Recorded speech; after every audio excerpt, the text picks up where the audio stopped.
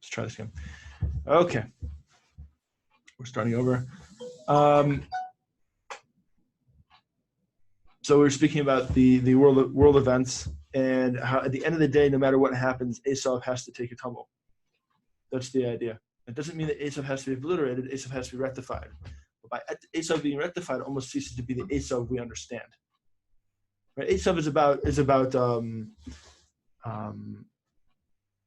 emptiness, the world of lies, the world of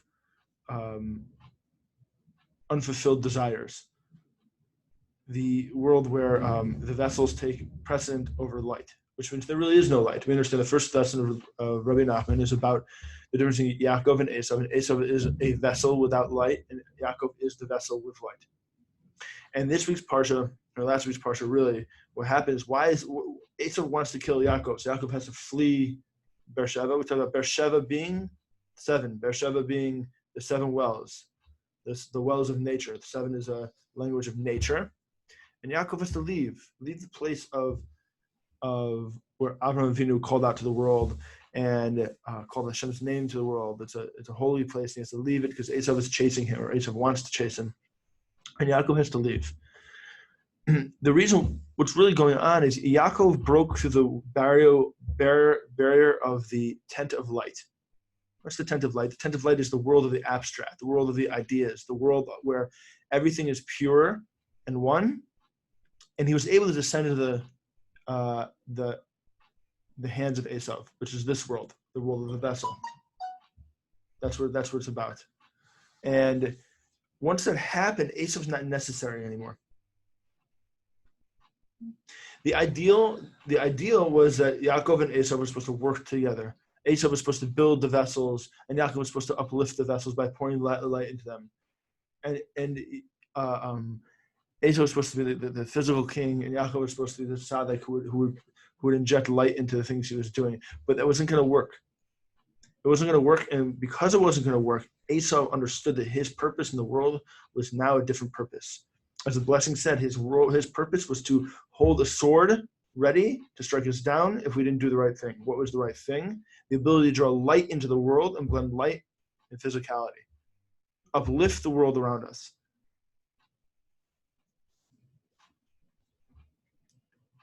To reveal the holiness embedded in creation. Not to shy away from it. Not to be Yaakov the tent dweller only. But to be Yaakov the tent dweller who was able to uplift, to leave the tent and uplift the physical vessels of the world.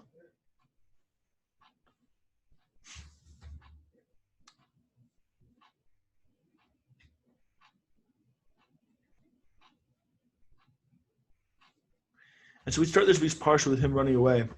And we're going to kind of go through a few different segments here, and we're going to try to understand the relationship between the world we have now, the world we have now, which is on a fast track into really a completely different world.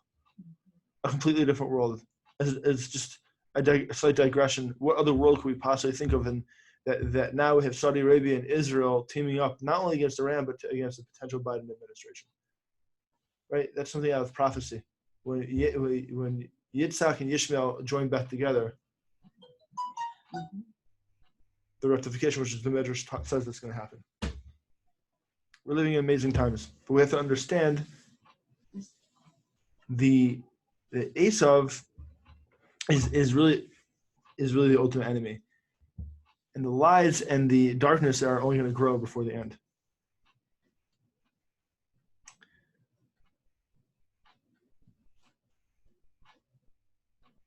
There's a lot of keys in this parsha, not just to what we're going through here, but how a person needs to act in general in life, or, when they march along towards a redemptive vision of humanity, the world we live in, and even specifically now. So we see that Yaakov runs away from Beersheba, and he comes to Beit El, and he sees Sulam Mutzav Arza. He sees a huge ladder going like an arch over the land, and he finds that very strange. He's having a vision. And he gets there and he goes to sleep, and in his chalom, in his dream, he sees this ladder. Okay.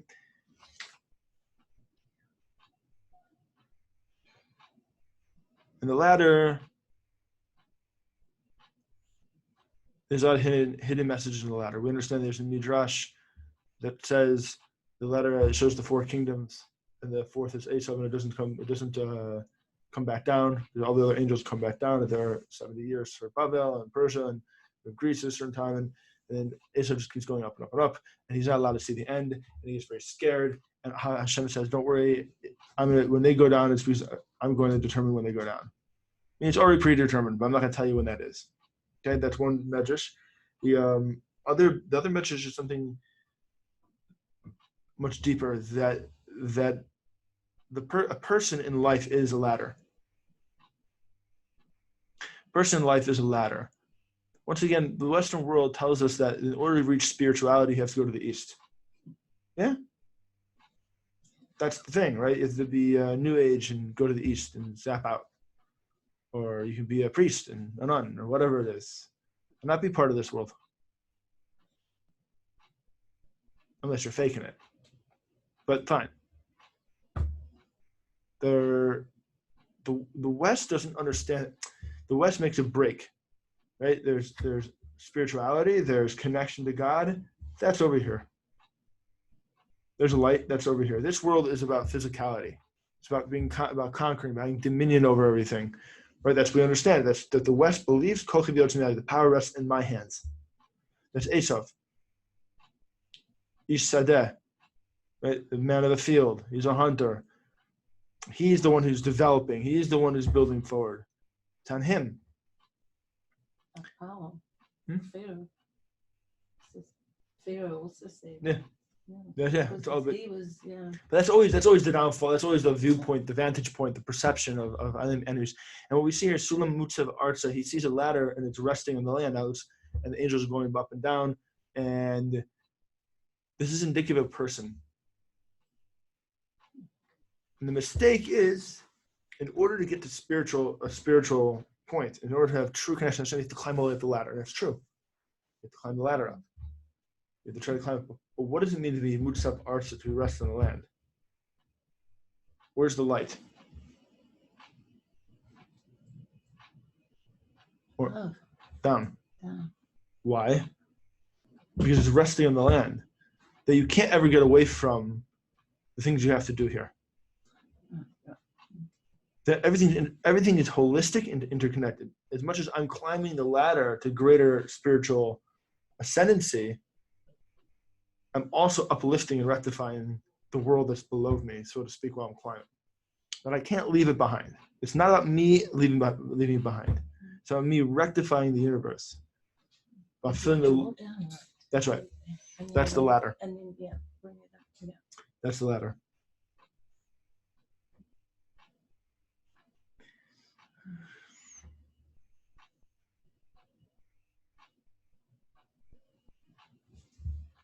So on one hand, we're supposed to be striving to reach higher and higher and higher. Hi, Terry. Welcome aboard. Hey, and with reach higher and higher, and at the same time, the mistake a lot of people make, and it's true, a lot of people make this mistake, is that in order to really find God, you have to actually vacate the premises. Meaning you have to leave, but you have to, in a sense, instead of running away from Hashem, you have to go to Beersheba, or like you have to go to the place of holiness. You have to be there. We know Rabbi Nachman teaches that Hashem is, that's a mistaken understanding. That even when you're not connected, even when you don't feel like getting up and serving God, which means my psychology that day is very, very low. I don't feel connected that day. The God is with you also. Even God is down here also. You don't have to go and climb the ladder only to find God. So that the angels are going up and down the ladder. Sometimes we can climb really high on the ladder, sometimes we climb really low. That in a lot of ways is redemption itself. The redemption isn't just an aliyah, an ascendancy. The redemption is about sometimes digging deep into the physicality itself and uplifting the whole thing. And sometimes that means we've had to fall in order to do that.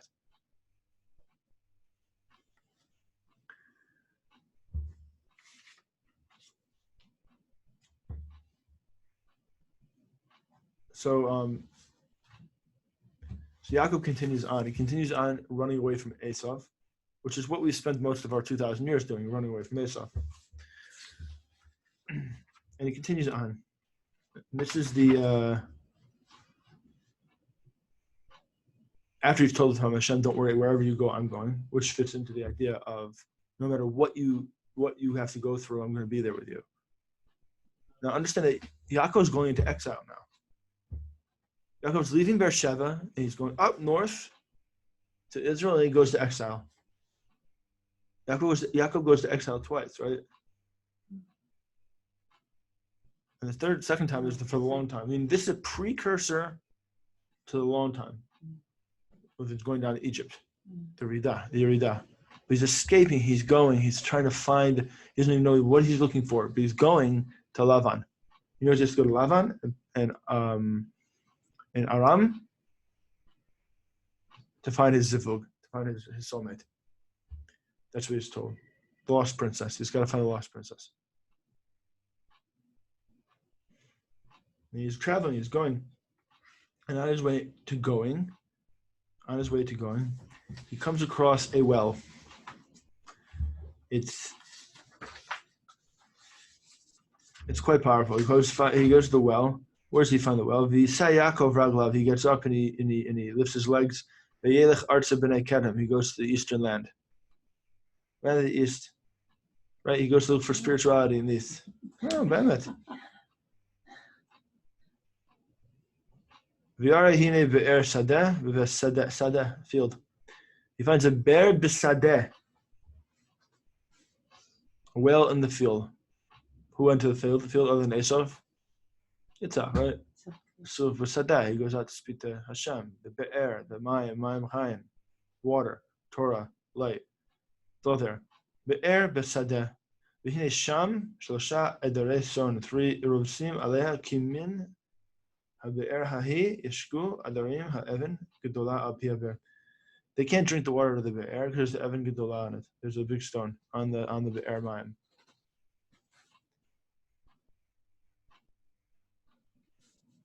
They can't drink the water. It's covered over. It's blocked. Source of life is blocked. I remember said that this is the Torah is for past, present, and future. It applies to each of us on an individual level, and each of us on a national level, and each of us on a universal level, and each on a familial level. So each of us are living through this all the time. The Be'er Maim is being blocked by the Evan Gedolah, by the big stone.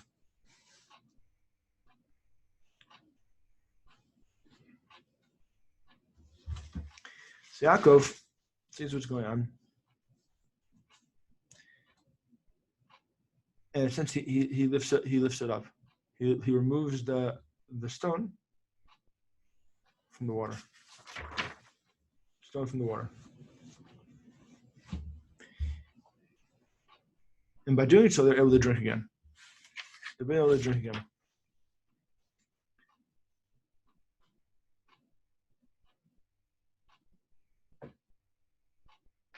So what's going on here?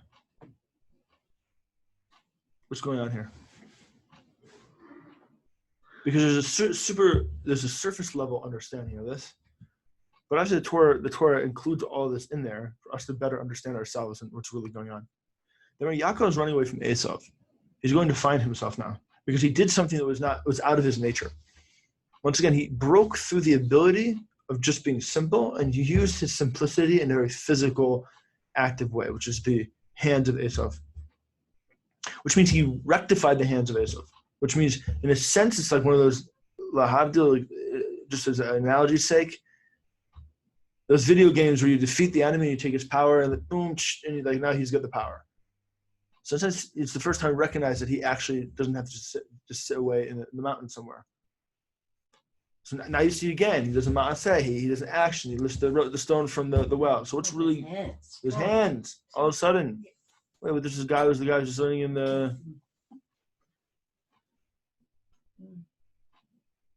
This is a world of action, the world of Asiya. There's the bottom world is a world of action. It's not a world of escape.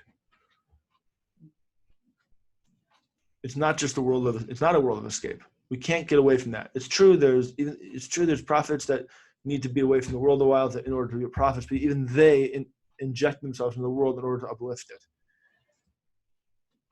So Yaakov uplifts the stone from, right, the lave of the stone, the heart of the stone. Sometimes there's a stone in our heart and we can't feel Hashem. Where's the gateway to God? Rabbi Nachman says in our hearts. The lave, the heart, is the place, the shar, the gate of Elokut, godliness in the world. So are we able to remove that, or does Hashem have to do it like he says in Yirmiyahu? I mean, that's both. I think they're both the same thing, no? I don't know. In Yirmiyahu, he says, "I'll remove the heart of stone." At the end, yeah. You're not going to do it yourself. No, at the end, yeah. But I think we have to understand that it's a cosmic answer to the end of history versus our ability to act as God in our own personal life. Meaning there's the micro and the macro. The macro, for sure, God does at the end. That's very clear. That we get back here and he says, okay, I'm taking it off now. I'm taking words with that. I'm turning your heart of stone to a heart of flesh. Yeah. So that seems to be the end. But in the meantime, our job here is our individual selves. The Esav wants to weight us down. He wants to block us up. Just like the Plishtim, right? The Palestinians of old fill the wells of the dirt. It's not him. And because of that, that's what they Yitzhak Avinu had to go and undig them. So here we have the same issue. Yaakov is unplugging the well from the stone from the well. And that our job is being mini Yaakov. We have to do that. Right? The archetype. Want to tap into the archetype of Yaakov. That's the redemptive act each one of us needs to do in our own personal life. Has to remove the stone from the well within. That's our job. And how do we do that? Rabbi Natan says that we do that by yearning to break free, by yearning to have a connection to God. The darkness of the world that we live in the crazy storm winds that surround us, where we feel that the well that is being blocked up by this stone can't be broken through. Our job is to yearn so much that who removes it? Hashem. It goes back to the 7 battlers, right? Every time they yearned for a battler, he showed up. The same language that Rabbi Natan uses here. Gaguim, the Metgagea, they wanted him. They yearned to see him. With the yearn for Hashem, with the yearn to have a connection to Hashem, with the yearn to go out and really develop a real relationship, it's not easy. But that yearning's there all the time because of the neshama. That's your soul is yearning. That's right. But it's how you react to that. That's right. In the heart. We have to be active. We have to have conscious relationship to that yearning. No question about it. And then the stone gets lifted. The stone gets lifted.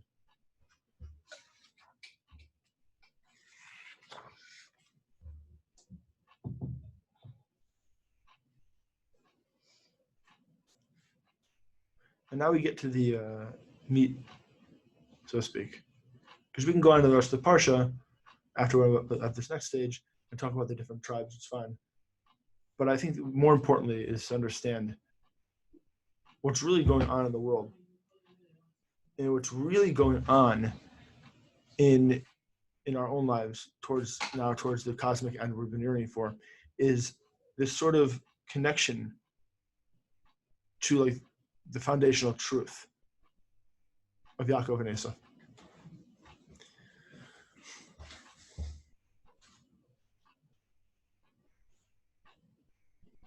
So this is already after Yaakov sees Rachel. Imagine this scene. There's 3 Edorim, there's 3 like flocks of sheep, and there's a stone on top. He lifts it off. Rachel is there, and he realizes who she is. And some say that he wept. It says he wept when he saw her. We understand the hidden part of the Torah says that he cried because he already saw the prophecy that she was going to die.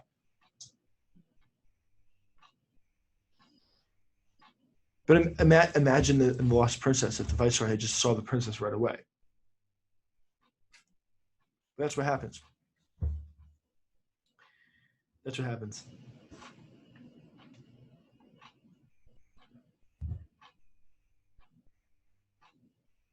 And he goes to Lavan.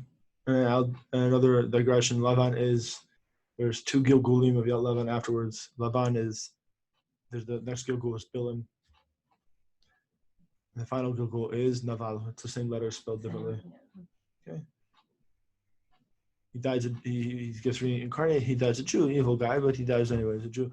But that's Lavan. Lavan is the olam, the world of trickery, of lies, of really thievery, of fast talking.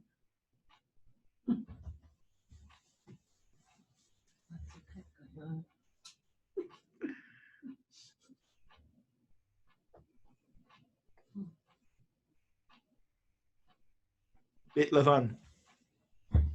Goes to Beit Lavan. The White House. Right? Beit Lavan. Beit Lavan. The world of trickery, the world of lies. Wow. He says a kosher kitchen now. For now. Yeah. He goes to Beit Lavan, the world of darkness, the world of lies. He goes into this place where we saw the Lost Princess, the first palace. It's like the paradigm, the archetype of all the evil ones' castles, whether it's Achashverosh or Paro or Lavan. Beit Lavan, he goes there, where you can't really trust everything's been told to you. Everything changes all the time. There's no set rules. Stacked. The game's stacked. And he goes into the Beit Lavan, into the house of Lavan, the White House. It's the same words. It's unreal, huh? And he goes there.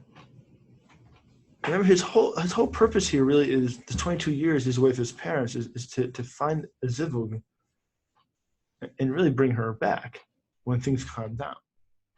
I mean, he's the soul of Yaakov, or the soul of a person comes into this world to find that lost part of himself or herself, which that's the mission down here. That's, he has to go through all the muck and mire and find who they really are. That's what's lost down here. So he sees these two daughters, Rachel. He sees both of them. The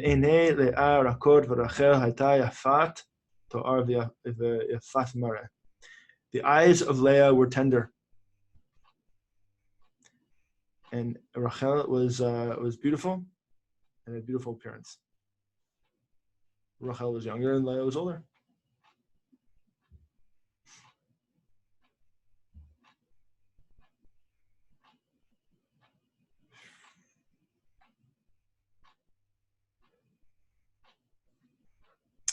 The assumption was that Yaakov said, I'll marry Rachel. We understand how that turned out. He had to marry both daughters. We have to focus on what's going on here, because this is where we understand the way to get out of things, so to speak. The Rabbi Nathan says, how do we really get out of galut, of exile, of inner exile? How do we get back to where we're supposed to be? How do we get away from Esav? The eyes of Leah were tender. The eyes of Leah were tender. There she was crying. Rashi says she was crying because she thought she saw Yaakov and she was just marrying the other guy. She has to marry Esau because he was the older one as well. That's right. Oh boy. Yeah. Imagine that shidduch. Jeez. So I'm going to go to exile.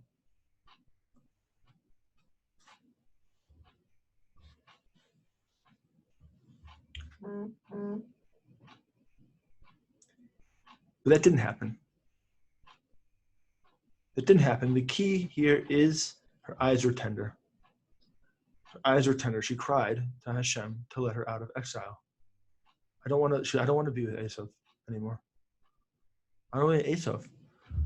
I don't want to live in a world of disconnection, of lack of godliness. I have enough of my father, right? That's just saying. I have to deal with this garbage all the time.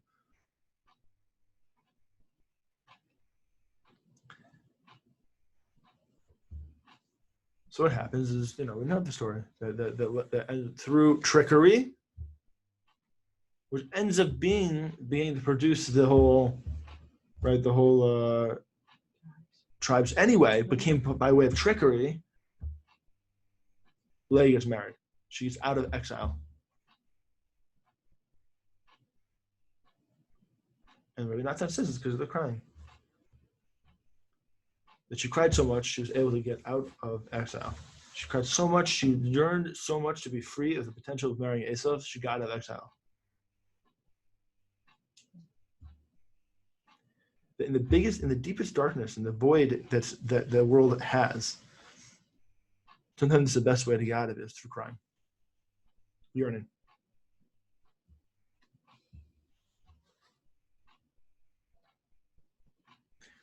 What's interesting, there's two types of crying.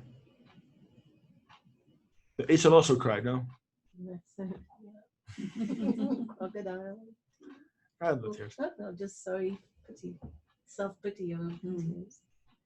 And there's the crying of Leah. There's two types of crying, two archetypes of crying in our life. There's the crying, I didn't get what I wanted. Boo hoo hoo. Because I don't have emunah. I don't actually accept the fact that the will of God, it tells me this is not for you now. And so he cried like a baby. He's like a 40-something, right? And he's like crying like a baby. And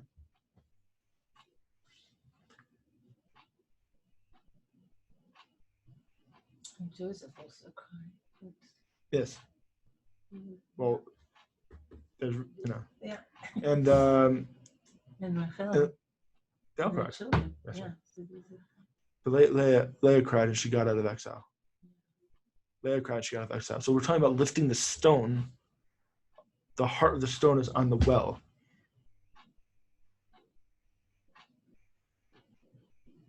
And the only way to get past it is to cry our way out of it. Is to understand we don't want any more of this. We don't want to live in the Beit Laban. We don't want to live in Laban's house or the White House. We don't want to live there. We don't need it. All the messages that are going on right now in the world, and this is next week's Parsha. We'll get back to it. It's parting ways with our exile. Well, remember, Ishmael is not the issue at the end.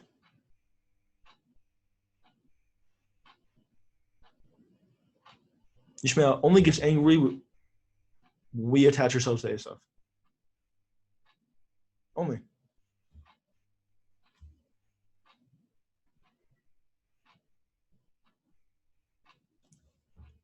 Ishmael didn't marry Cain, right? Esau did. How did Esau remedy the situation? He eventually married one of the daughters of Ishmael. So Ishmael's okay. A little crazy, just a little nutty. The ultimate, ADHD kid times 10. But that's okay. He's supposed to be para Adam. He's supposed to be wild. Wild what? Wild for Kedusha, holiness. It's all bent and crazy, not done correctly. But that's why he needs us at the end, to get him to set himself straight. That's when his memory will be wiped out, I don't know. when he recognizes his place Yes. Israel, Yes. and comes like they're coming Comes together together, now and yeah. realize Israel is. That's right. Wow. But Esau's a different ball game. Doesn't mean that Esau can't be rectified. He does. That's the Medrash says that the pig will be kosher at the end. It's not talking about physically. It's not about the pig, meaning Esau will be kosher at the end.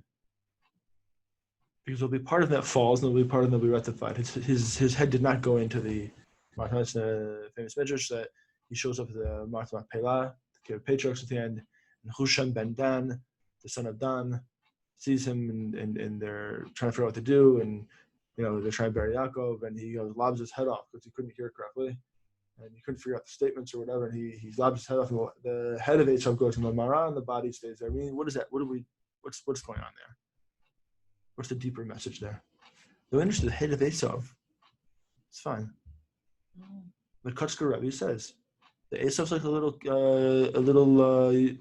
cheder kid. He looks perfect. He's a little Steinlock. He's got the pace. He looks perfect, just like all the other kids. He can rattle off any Torah you want. But then he's going to eat. He goes around the street. And he's not kosher food at the same time. But he looks exact. He didn't look any different than Yaakov. You wouldn't know. You wouldn't know that he was a problem. His head was fine. He knew everything. But his heart there wasn't there. So the end, Esav gets rectified. How?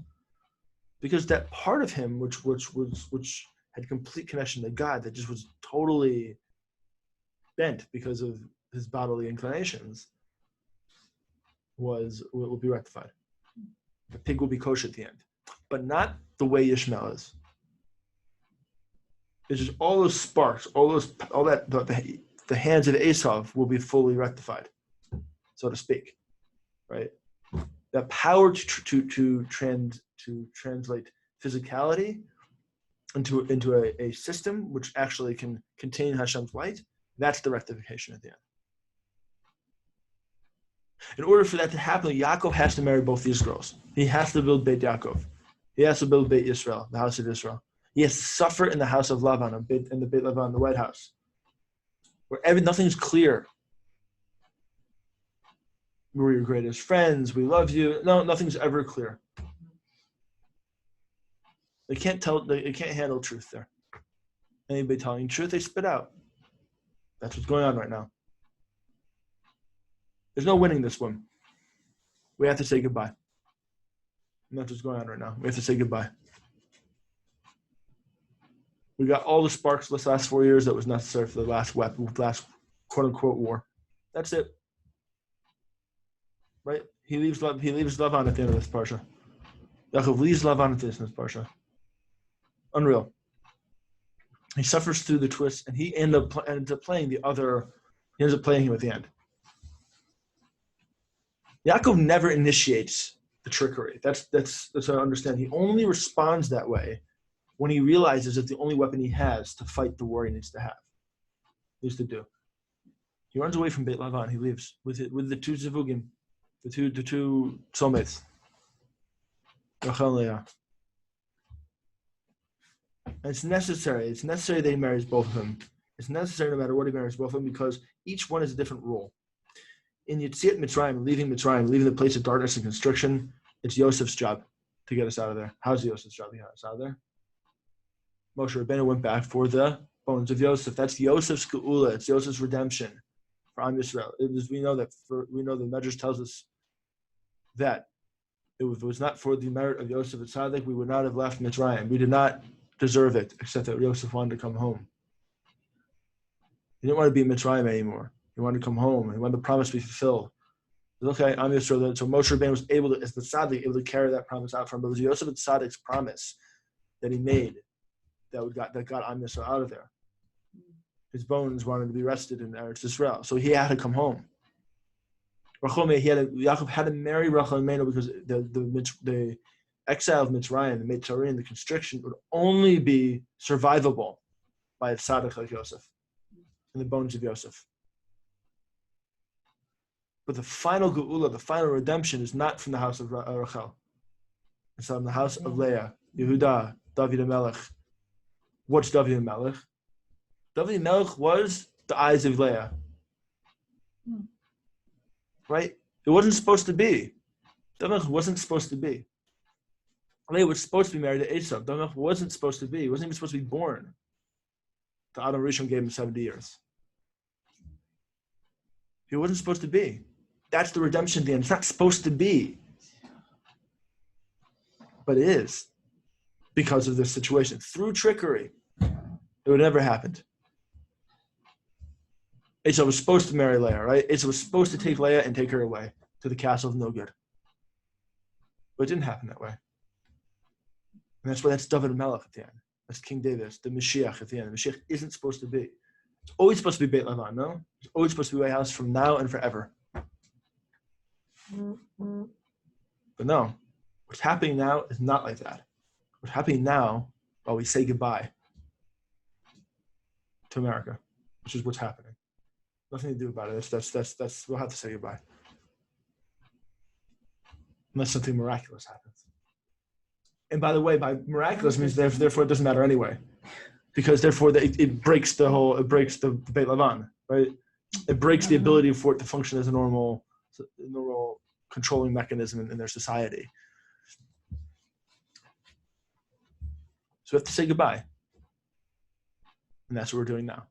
We're saying goodbye to that world and taking Leah and Rachel with us. That's the concept. That's what's going on. Yaakov Avinu has to marry them to build Am Yisrael and to live in Eretz Yisrael.